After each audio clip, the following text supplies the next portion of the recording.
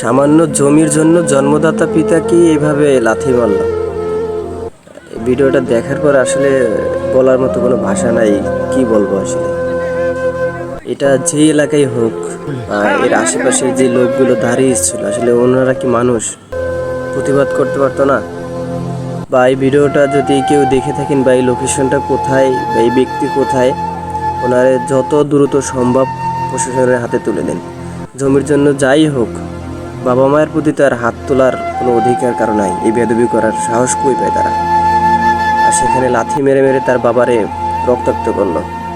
সত্যি মানুষ কতটা নির্লজ্জ, কতটা নিচু, মানে মানুষের থেকে খারাপ হয়তো আর কিচ্ছু নাই। এই লোকটা যদি একটা কুকুর পালতো ছোটবেলা থেকে, হয়তো কুকুরটা তার সাথে থাকতো। কিন্তু ছোটবেলা থেকে কয়টা জানোয়ার পালছে, জানোয়ারগুলার তার গায়ে হাত তুললো। এখন কিচ্ছু বলার নেই ভাই।